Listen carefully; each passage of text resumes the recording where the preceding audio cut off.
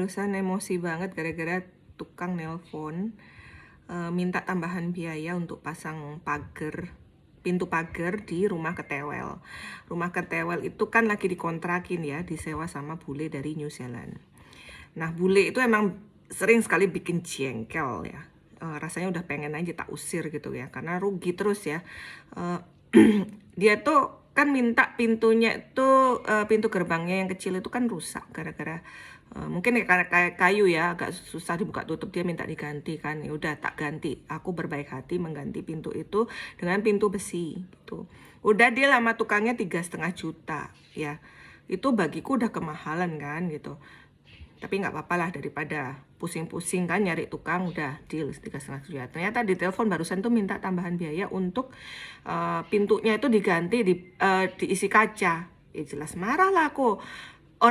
Aku nggak suka kalau pintu gerbangku itu diisi kaca, karena kan rumah ketewel tuh kan memang tertutup ya rumahnya itu. Jadi karena kan rumahnya model villa gitu, terbuka di dalam. Jadi apa namanya ya, di luar harus tertutup pagernya, itu nggak boleh kelihatan dari luar ya. Jelas marah lah, itu rumah yang punya aku, tapi eh, dia itu ngatur-ngatur tukangku gitu. Jadi aku marah. Habis itu sudah tanpa izin mengganti pintunya itu diisi kaca. Kemudian aku yang disuruh bayar. Oh, apa aku nggak emosi tingkat tinggi tadi? Aku telepon langsung ininya, yang bawa tamunya itu. Aku marah-marah. Ini tamu itu ya ngontrak cuma bayar 50 juta. 50 apa 60 ya, lupa. Nah, 60 kayaknya ya.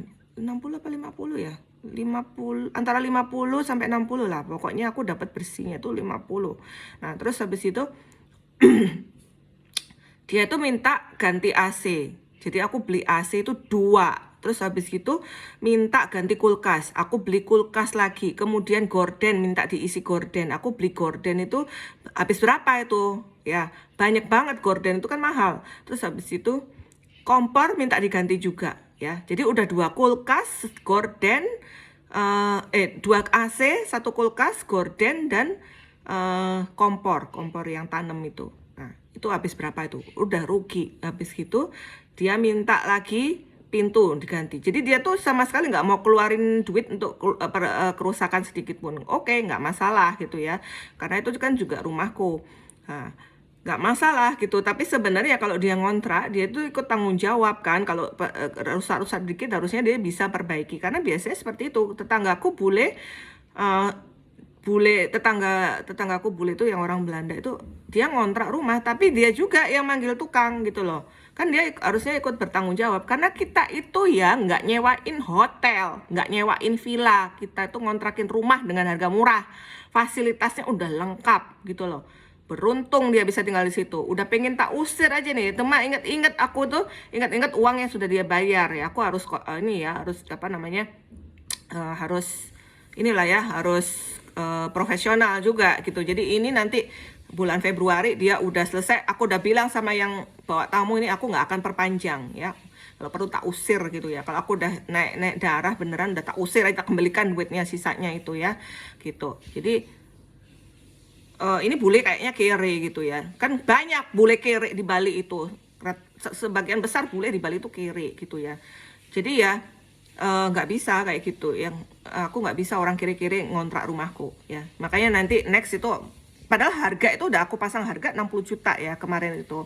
Cuma kan aku harus ngasih agen tuh ya, dapat bersihnya 50 juta. Ngasih agen, ngasih sembarang gitu kan, itu cuma segitu dapatnya ya, rugi besar. Jadi next itu mau aku naikkan harganya mungkin 70 juta per tahun, walaupun rumahnya biasa ya. Tapi habis gitu next juga nggak akan lagi mengiklankan fasilitas ya, karena fasilitas yang di situ itu tuh nggak include gitu ya. Aku nggak hitung itu tuh.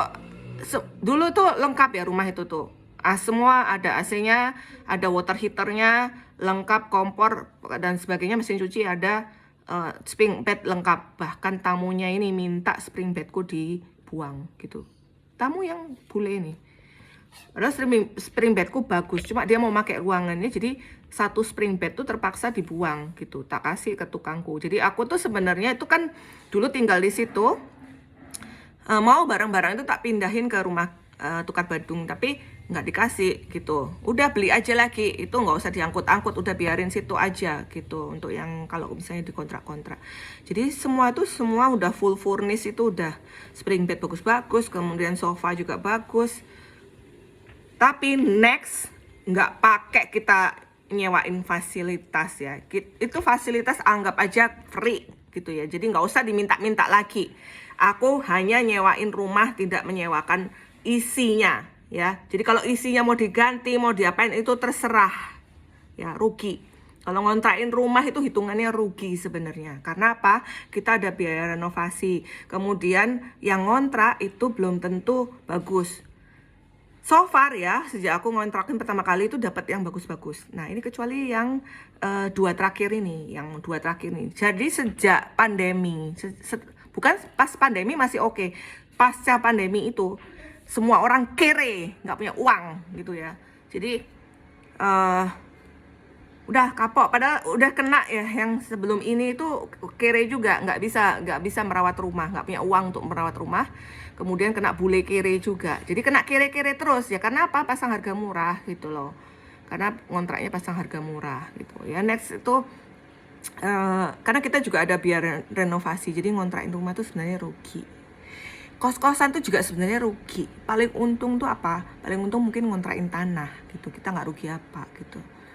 Rugi punya rumah, kontrakan rumah itu sangat-sangat rugi gitu. Ini karena udah kadung ada rumah, dan biar nggak kosong aja rumahnya, biar nggak rusak ya udah dikontrakin gitu loh. Tapi dulu ini untung banget gitu. Ya udah dapat untung, sekarang udah rugi terus. Sejak pasca pandemi itu semua orang pada kere. Semua orang di seluruh dunia itu kere, nggak punya uang ya.